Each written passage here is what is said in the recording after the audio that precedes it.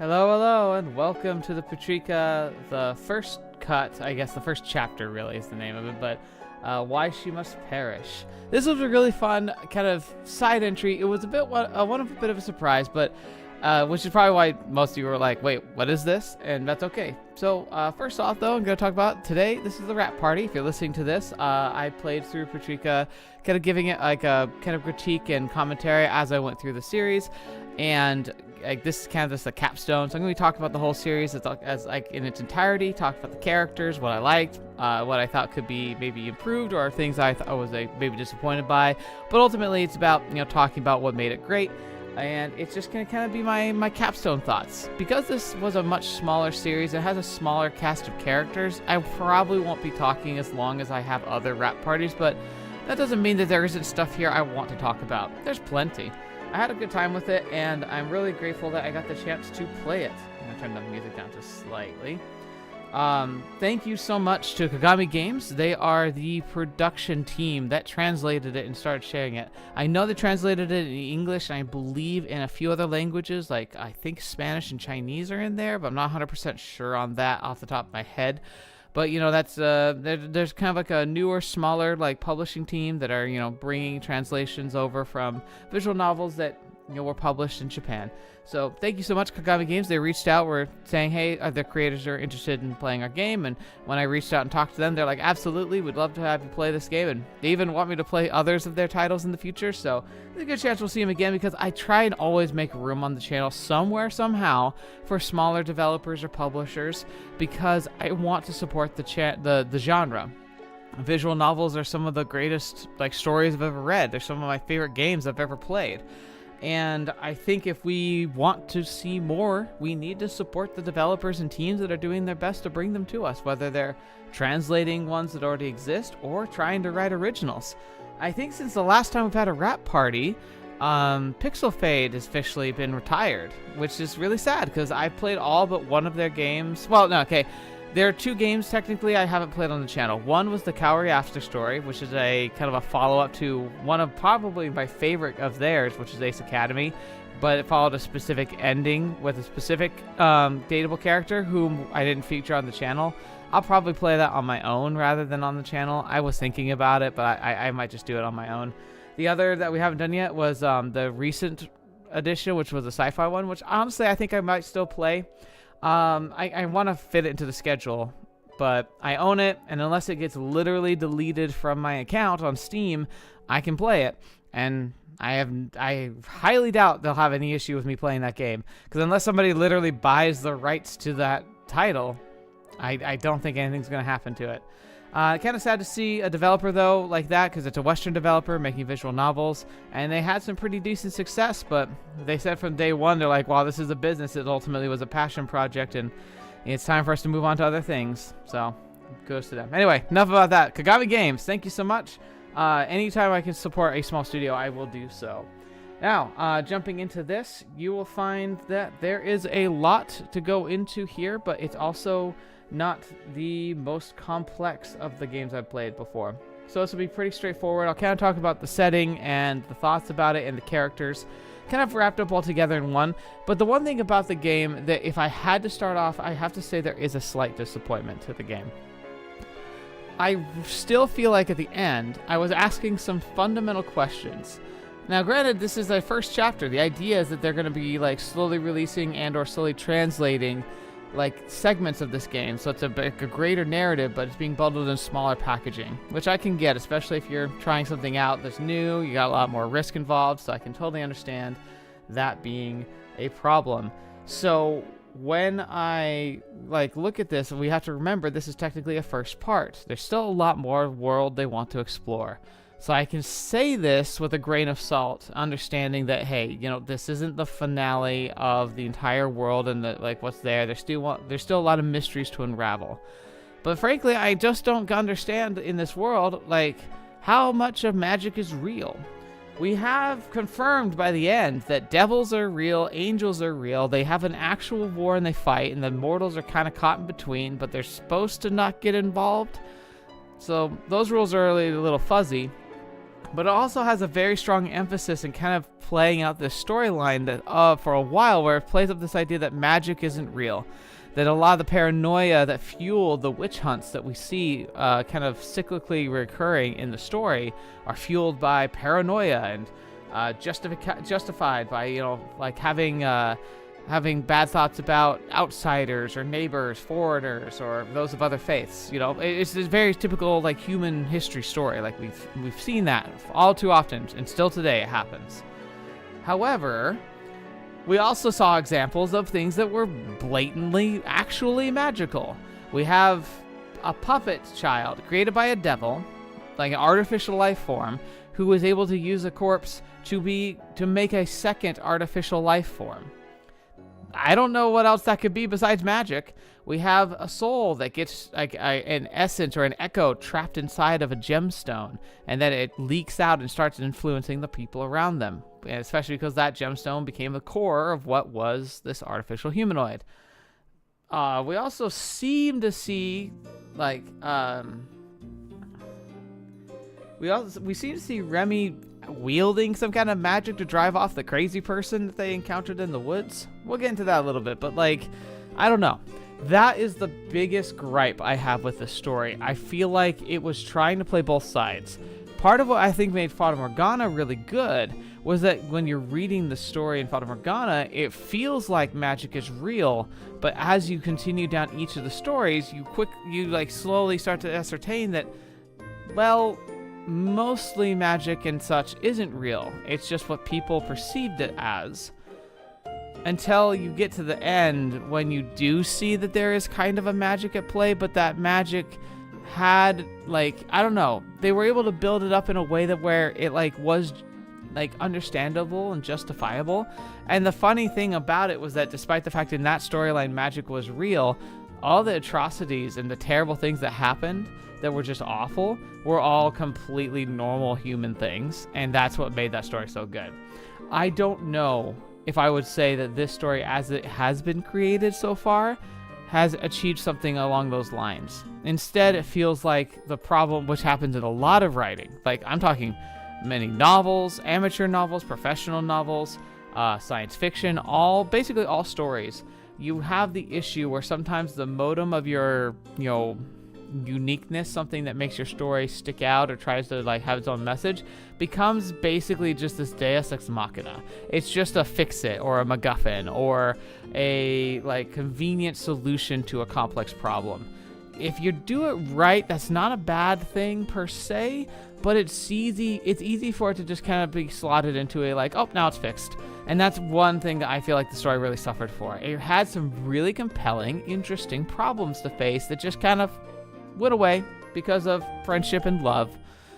And as sweet as that is, it is very My Little Pony-esque and not really as compelling, because I felt like there was a lot more that could have been explored. Now granted, maybe they want to explore in the future. I could totally believe that, and I would be very interested in seeing that.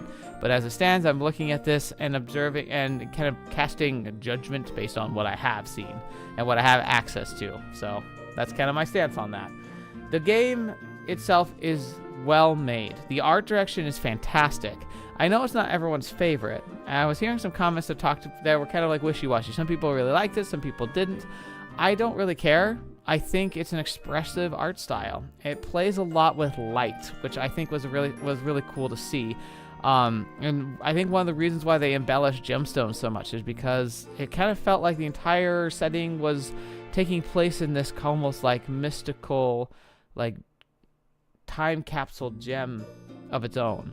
The art for the faces and the characters are very embellished, and it has that kind of hyper realism where it's not trying to go for anything that's like purely like, a lot of visual novels will fall into this trap of being like just anime but visual novel, which is fine. If you want to do it, it's a great modem, but it's nice to see someone taking art directions in a slightly more unique direction.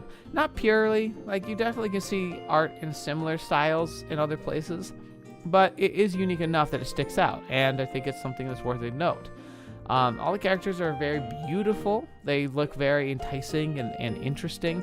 The sprites were animated fairly well and didn't suffer from some of the glitches I've seen in other more kinetic novels. This one wasn't super kinetic, but it had enough to give it some vibrancy.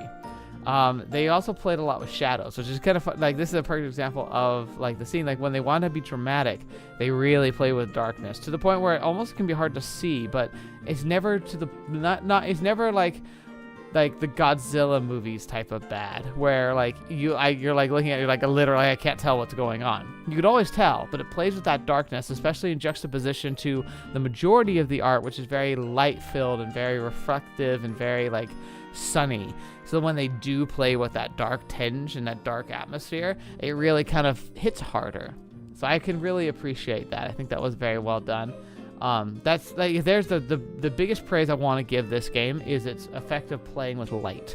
In imagery that can be challenging, and to see it be kind of toyed with and showing light in such different circumstances and different settings, I think was actually executed really well. So kudos to the art direction and the artists who compiled the art for the game. I think it was very interesting and very unique. All right, let's go over to the characters. There's not a whole lot here, so we'll just be here for a little bit. Remi, he's basically, I would call him he's not the main character, he's not the POV character per se for very much, but he's basically the focus of this game. He's the only kind of guy character, and he's really interesting because he spends so much of his time wrestling with like what he is, yet he's also probably one of the most down-to-earth and human of all the characters. So despite the fact that he's like, I'm not human, I don't know what it's like to be human, they never will understand me, he is the most understandable of the characters. His motives make the most sense, his emotions make the most sense, he shows a lot of range, he goes from rage to sadness to worry to joy to like embarrassment. He really gets to be the more expressive of all the characters, and that says a lot about his humanity. I think it was something that was really fun to see, and I think it would be I would be very interested to learn more about his backstory, his creation, and also like who is this devil that created him? Did he ever find out what the motivations were for his origin? Why is Remi strong enough to fight off an angel by himself, but the thing that created him apparently got destroyed? Like, why would Remi be more powerful than that? There's also some kind of suggestion at the end that he might technically have a soul, which I think would be really fun to explore, because I don't think Remi thinks he has a soul, but he behaves like he does. And that would really shake things up in this kind of dichotomy of like angels and devils and their war, because if a devil could create a life form that has a soul, a recognizable soul, that would bring a lot into question about the creation of the universe. So yeah, very fun. There could be a lot of fun things to explore. Could be also a lot of tropes to explore that would ruin his character, but you know, I'm going to give them the benefit of the doubt and I'm going to see the potential.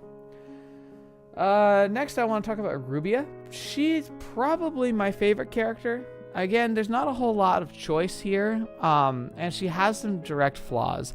I liked her original introduction and her feeling of like, I don't know exactly. She's like, I don't know what's going on, but I'm going to make the best judgments on what I can see. So she first feels like threatened by Lazriel because she's like, who's this random chick that just showed up? And I really thought they were going to play more into the whole idea that Rubia seemed to have a crush on Remi. And that definitely felt like the direction they were going until she makes the mistake where she kind of like attempts to abandon Lazriel and nearly does get her killed, but she doesn't really know that. But then she regrets it and kind of decides to like try and like actually be friends with her. The trouble I have with her character is as soon as they get to that point where she's like, where Lazriel forgives her, and she's like, you really are going to forgive me? And she's like, yeah, I mean, I kind of get what you were doing, and I don't like it, but I also am not going to hold it against you.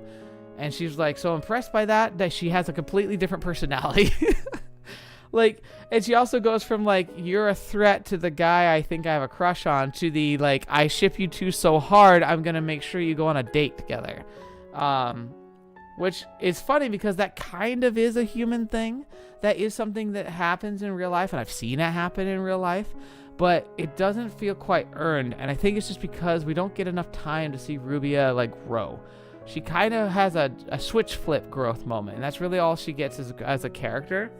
But her role in being the potential victim towards the end was impactful. But sadly, the impact she has at the end of the story has very little to do with who Rubia is as a character. She's a sheltered girl who thinks she's the best in people most of the time. And she draws the ire of the lynching mob because she's questioning why they're killing the old lady. Granted, she's very right in that, but it's dangerous.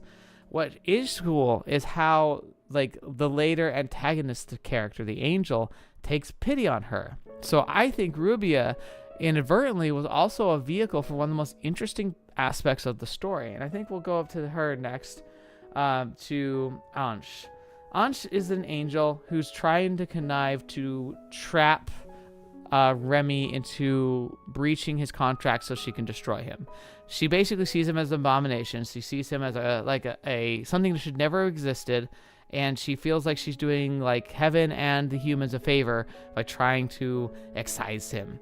I can kind of get that feel, and in fact, it's kind of an attitude I'm not saying, it wasn't like I was inspired by the game per se. I was already kind of thinking down this line, but in my personal tabletop RPG game I've been running, I decided one of my groups is going to be facing a contention between like otherworldly beings that are basically having a cold war between like fae creatures and angels, but they're not going to be normal angels.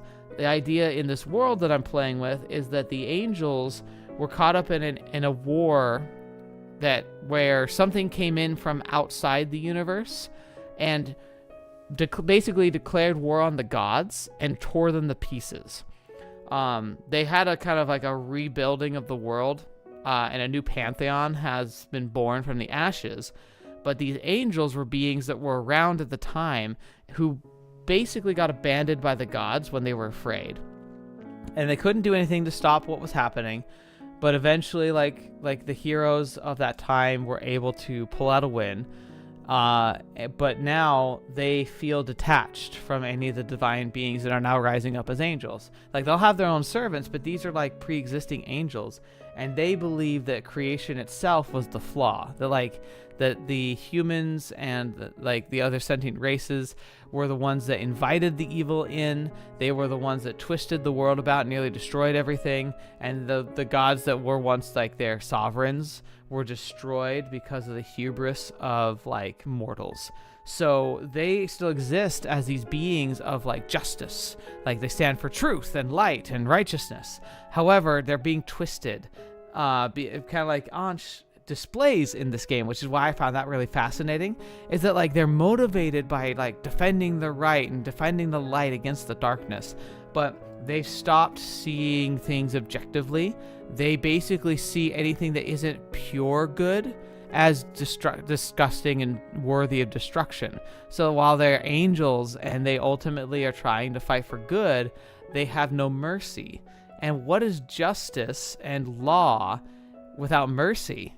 It's cruel. And so that's why they're going to be really interesting antagonists, because they're going to be these beings that are fighting against evil. And they're fighting evil, but they're doing so without cause or concern for collateral damage. They look down upon the people that they are ultimately saving and only see a few amongst them that might be worthy of respect. And even then, they still see them as like insects that just happen to play along. I think that's going to be a fun dynamic. And that's kind of the embodiment of what Ansh as a character is. She's the embodiment of justice and good, but taken to an extreme where she no longer has compassion or like merits the values of lives in order to bring about what she thinks is the ultimate good. And that makes her a destructive force. The fact that she was able to like convince Ilsa's father to basically kill himself in a pretext to justify an attack on Remi was actually kind of interesting.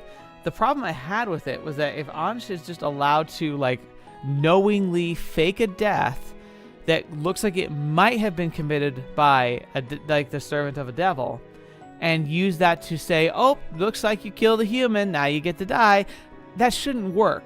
Because if she's a being of justice, she knows that the whole thing was orchestrated. That can't work. I could see it if it was like a subversion where John, like the evil guy, pulled off the trick himself. Like it was his idea and something he did, because he knew in his heart that Ansh wanted to have an excuse to fight Remi, but was restricted while Remi kept the accord. And so John took it upon himself to poison himself in order to provide an opportunity.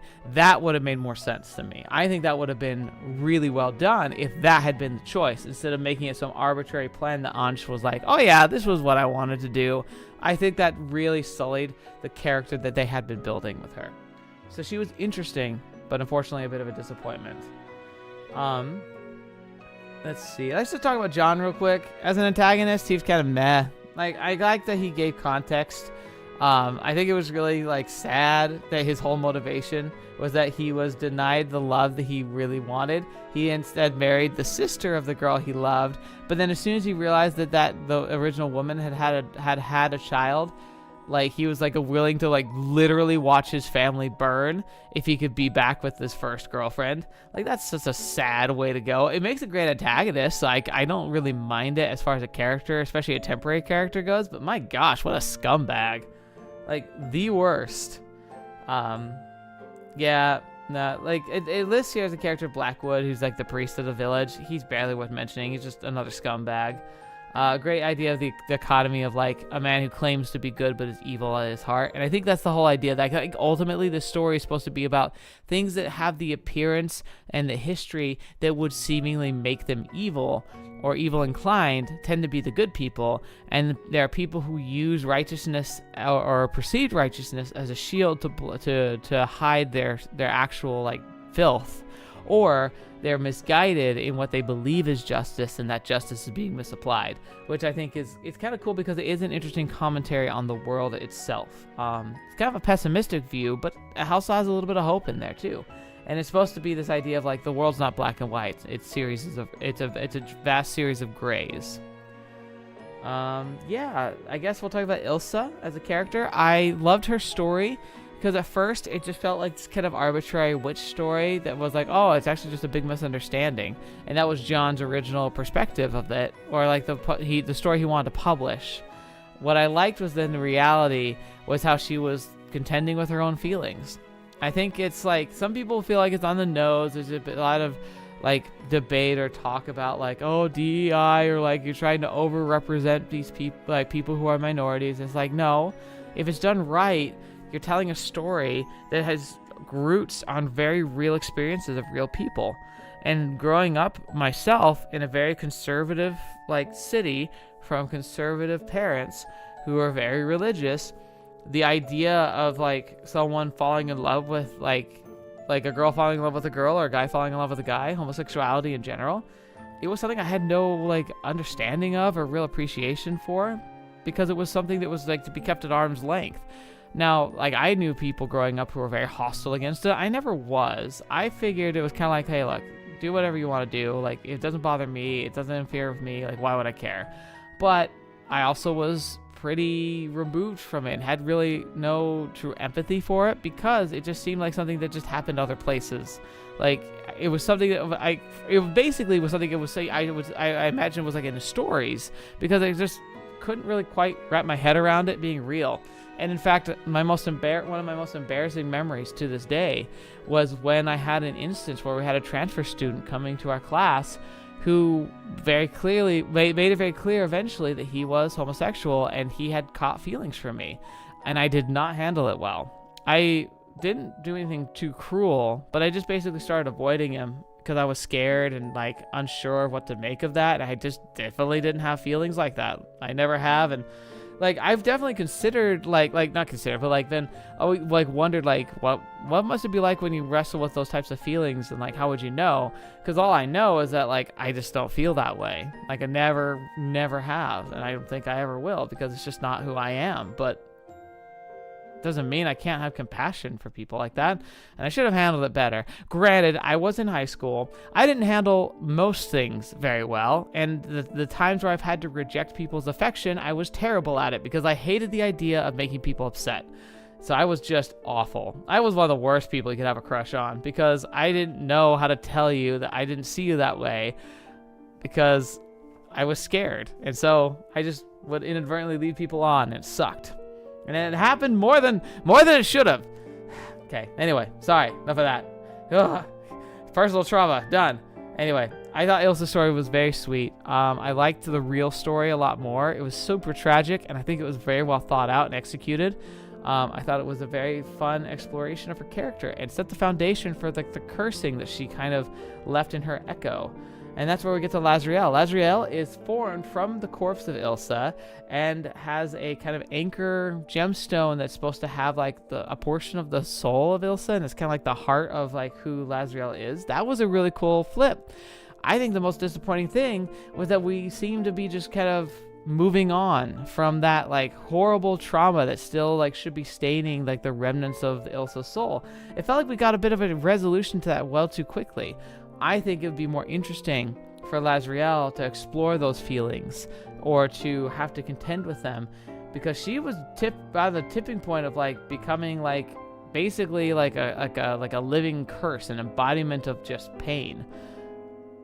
How did she do that? What would have happened if she had fallen? I'm really curious to know. Like, I'd love to get answers to that, but I don't know if I will. Otherwise, Lazriel, she's basically like a tabula rasa. She's just super like adorable, has like the classic like amnesia trope, which, you know, I mean, granted, it makes a bit more sense in this story, but like it explores the trope in like the very typical standard way, where like she just happens to have all this good useful information but can't remember anything about personal relationships, and has no modesty issues, and so that makes for like interesting scenes and interesting art styles and interesting art, but whatever, it's fine. It's not a big deal. Just kind of one of those things. So as the main character, as a point of view character, she's fascinating. Having an unreliable narrator, especially when she's having these like reflections of what seemed like the past. Like I was like, okay, this is like part of her past, or like I thought it was legitimately her past, and she had like a memory wipe or something, or been like basically emotionally reset. To find out that those weren't just like memories, but they were also like falsified memories, was kind of cool. I liked that idea that like somebody who has amnesia, who's remembering the memories of another person, wouldn't remember them properly, and in fact might be falling for like the mystical changes in the story that were being enacted by John's will to try and control that narrative. I thought that was very interesting as a narrative point, and I liked it. But her as a character, she's kind of like, she's all right. I mean, it didn't leave a distinctly strong impression with me, because she's kind of buffeted about and just responding to things. She's very little agency of her own. She hasn't really made a whole lot of her own decisions. She was so easily manipulated by everybody who talked to her for more than 30 seconds. And that makes it a bit hard to cheer for her, because she just has very little critical thinking. Granted, when the time came and she had to rise to the occasion, she did, and she's able to like help Remi not fall and help him understand that he had something worth fighting for and all of that. So like that was good, but like I also don't know if we saw her earn that, because up until that point she basically just like flowed on the whims of whatever people thought that she should be interested in. So I'd love to see if they have more for this story, that she gets embellished more, and she actually goes on some like personal journeys where she like has to make tough decisions or makes mistakes that she actually have to like, that have consequences that last, that are more impactful and like give her chances to grow. I think that would be more interesting, and I hope that they can explore that in the future.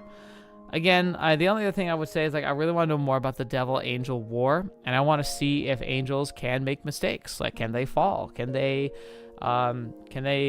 be recognized as making a blunder, and have it be like maybe so detriment to what their nature is that it could cause a crisis? Devils, can they repent? I mean, Remi's kind of like posing that idea by his existence. Can like something a devil make be good? And that's kind of like an existential crisis for the angels. I think that's kind of fun. So there's a lot of cool ideas to explore. So all in all, pretty decent game, pretty decent story. It's definitely not one of the ones where I'm really like, oh, this is like one of my top series I'm going to recommend to everybody. But I would never say don't get this game. I would say, especially because if I recall, the price was really reasonable, and I bet you it'll be one of those things where like you put it on your wish list, you'll happen to catch it on like a visual novel sale or something, and you could easily get it. It's a good time. It also, like I said, it's a prelude to other chapters, and I believe the second chapter is going to be translated by Kagami Games sometime in the near future. So maybe this is like, at the very least, that makes it worth it.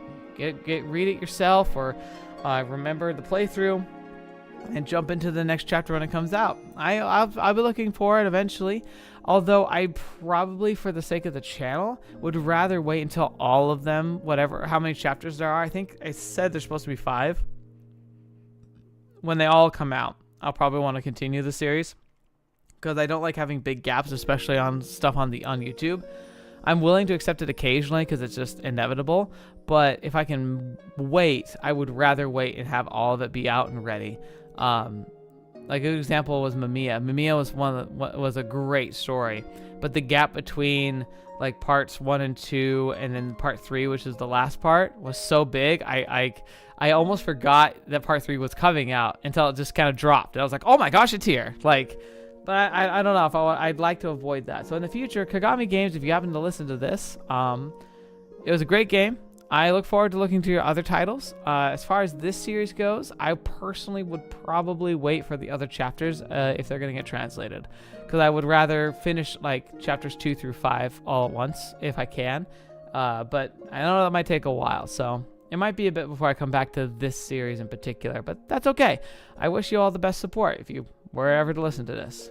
Okay, so I think that's pretty much it. Oh yeah, I guess I already said it before, but the final capstone, best girl, kind of hard for this game to give a specific best girl, but I'll give it to Rubia.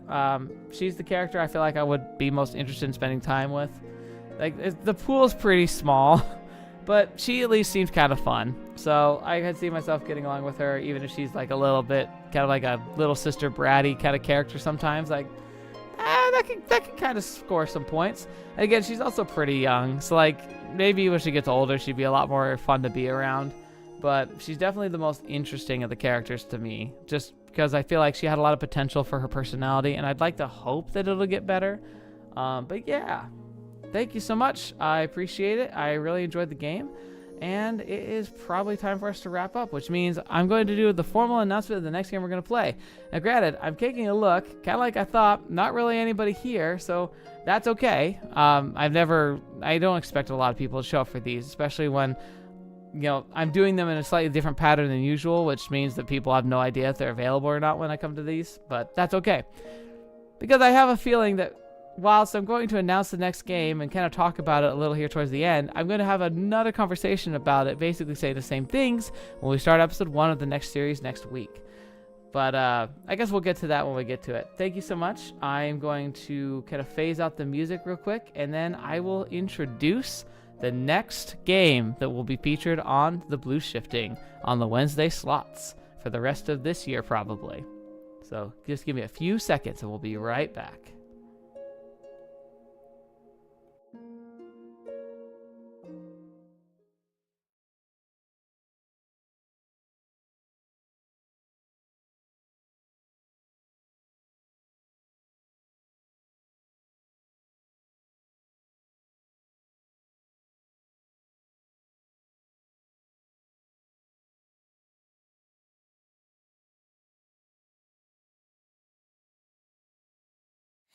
空をかけた重なるシルエット背中にすがる羽を広げて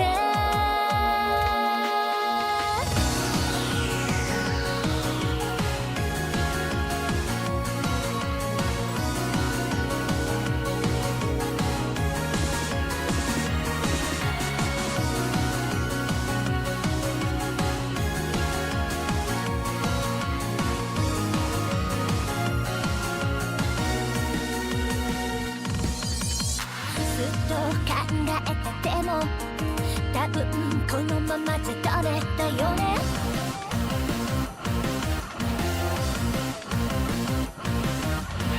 もっと向かい風なら余計頑張れちゃうのランデドリーム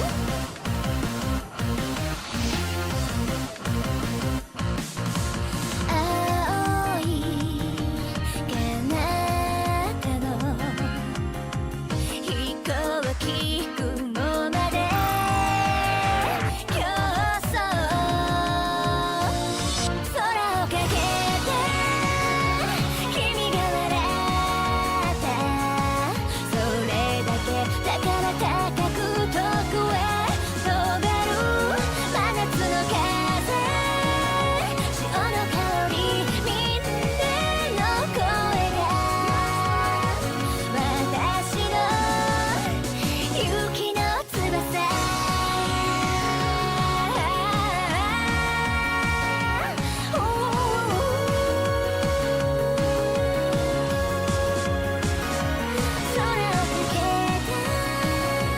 君が笑った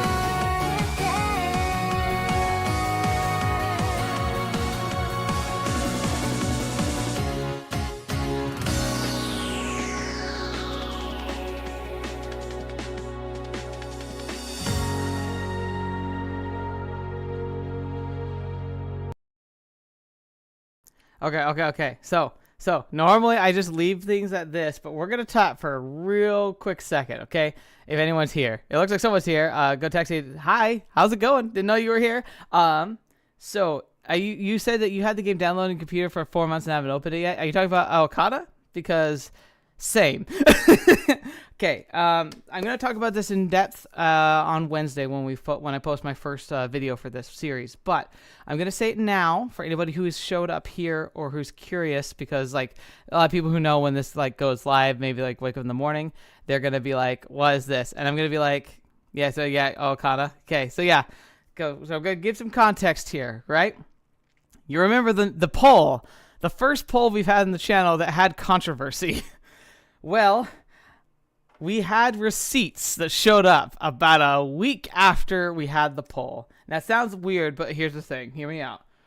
We had, like, the contention issue was it felt like it was pretty clear that there had been some kind of botting that happened in the first round because there was some really weird stuff that went on, and like the back end was painting a very clear picture, especially that first round where like we had a sudden rush of votes that all came in a really short amount of time, and they all came from a country that we don't normally get a ton of channel traffic from. So I was like, all right, that seems real sus, so we're going to do a second round, and I'm going to put precautions in place that are supposed to stop this from happening. And in the second round, we had another really unusual spike. This one wasn't nearly as atrocious, but it was still pretty significant. And I was like, we got it again. So I basically said, all right, I'm gonna do a weighted system. I'm gonna eliminate like the spikes that seemed really odd, and I'm gonna focus on like the gradual trends as we saw them. And that led us to ending on Chaos Child, and it was really close. It was very, very close. It was Chaos Child or Okada for sure. Later, I get a communication from someone in our community. He says, by the way, I think the spike might have been me, and I wanted to talk about it. So we sat down, we had a little chat, and he basically said, look, what happened is there's a Discord channel that's got fans of Okada, like the game. There's a pretty consistent large community of people who just really like this show, like this game, and I think it has an anime too. I haven't watched it or anything, but I know I think it exists. I think I remember seeing something about it. Anyway, he said that he had posted a link to the poll in that chat and asked for some support so that he could get a content creator he liked to play the game, and they responded. And I was like, okay, well, you could just claim that. And he's like, so I asked him, I was like, hey, can you show me where you posted this? And he said, yeah. So he sent me screenshots, and he sent me an invite to the group on Discord. I went to the group, I scrolled to the back, and you know what? It was there. Shortly after that second poll went live, he posted a request with a link to the poll saying, hey, can you vote for Okada so we can get a content creator to play it on YouTube? And the times lined up, They matched the data I had saying when the spike had occurred. The posting was around the exact same time. And there were other people commenting who were saying things like, yep, sure, go ahead. Or like, yeah, no problem, man. They clearly were wanting to support him and his desire to see a creator he liked play the game. So that hit like a train, but I felt really guilty because I'd already announced the Chaos Child. It had announced it and sealed it. But you got to admit, you got to love that spunk. You got to love that drive and that ability to like reach out to other communities and just say, hey, let's pull something off. So after doing a lot of deliberating and a lot of fact checking, I decided, you know what I'm going to do? Wednesday slots are my slots. I get to choose what I play here exclusively. Like it's one of the, like Mondays are a slot I choose, but it's dedicated to long committed content. Muv-Love, and finally Muv-Love took a bigger backseat. We're doing Higurashi and Umineko. Like it's going to live there for a while. Like, that stuff doesn't move because that stuff's the big, epic stories. Wednesdays are the slots that I deem for three things. Finishing a series that I want to finish but hasn't had a lot of support on Fridays. Playing games by small developers and publishers that I want to help showcase and spotlight because I always want that to be something I do on my channel, no matter how big or small I am. And then finally, a chance to play games I just really want to play because I really want to play them. So this is kind of the third category. Okana's been on my radar for a long time. People have been recommending it from basically the genesis of the channel. The fact that it got so much popular support, that it got robbed because it looked fake, but has been verified to have not been fake, has made me decide I want to shift around the schedule for Wednesdays a bit. I had a really solid plan for what we were doing on Wednesdays, and I'm sticking with that after this. I know exactly what game we're playing after Okana, and it's not going to change because I'm looking forward to it. And I know that it's going to be one of those ones that's going to be like, it's one of those things where it's like, I want to finish it because it's like advancing a game, but because sequels tend to not get as much hype as like the popular first, entries. That's where a lot of those sequels that I want to play but don't really like get as much hype are going to end up landing on Wednesdays. A great example is for Steins Gate, Linear Bound Phenogram, and My Darling's Embrace. I desperately wanted to play those games. I love Steins Gate. I wanted to play those two, but there's no way they were going to win a popularity poll for the Friday, so I stuck them on the Wednesday slot. That's kind of what's going to happen there, but here we are for Okana. So the only other thing I'm going to say here before we fully wrap this up and just really kind of enjoy and bask in like the excitement I'm sure so many people are going to have when this like hits the public space, which is actually going to be very soon. I'm going to probably post like a teaser in the Discord because I did some work behind the scenes knowing this was on the horizon, and I got something kind of special already set up. So I'm really excited to showcase that. I'll probably post it basically right after I wrap this up. But the last thing I'm going to say here, Okana has a restoration patch for the 18 plus content. And just like Grisaya, I have applied that patch. Now, blue shifting, why would you do that? That would never be allowed on YouTube. You're right. It's the same policy we have before. And I'm going to tell you the same philosophy that I'll explain again in that. The reason I do it is because I want to see the content as it was originally published. I would not be interested if there was a patch that was added after the fact as like a maybe like a fan, like, hey, you know what, like we'll add fan service because the fans are desperate for it or are wanting it really badly. Wouldn't be as interested in that. This is, when this was published originally, it had all this content, but it had to get removed to be able to put it on publication websites like Steam. I want to play the game as it was originally released.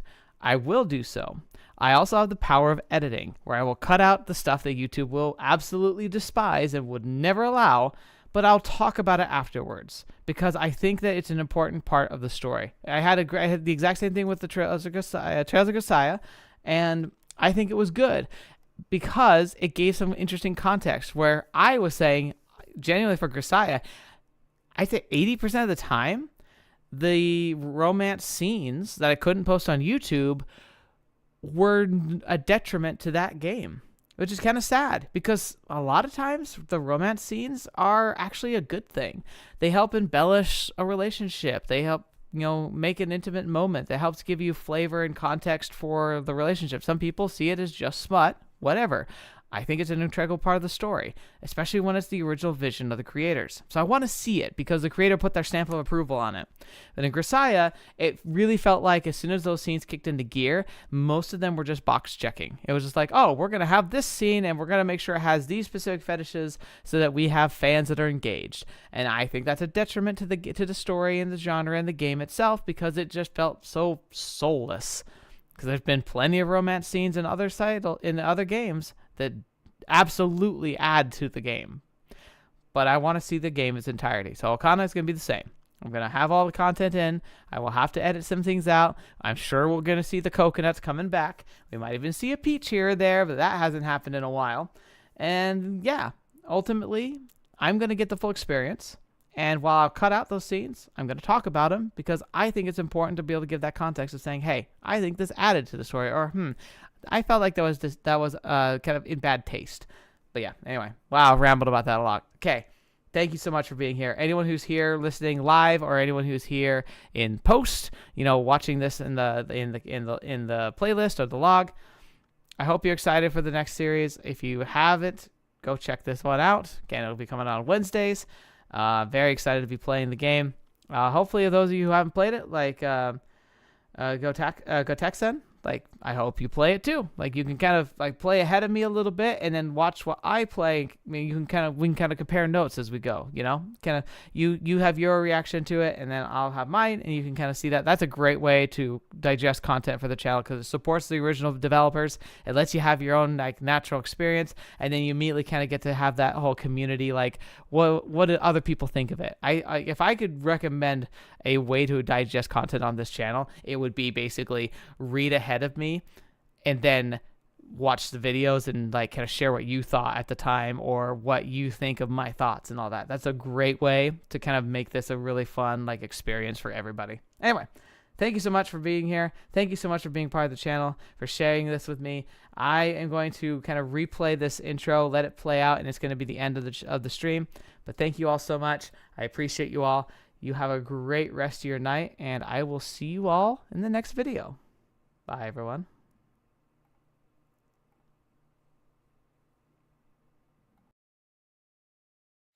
空をかけた重なるシーン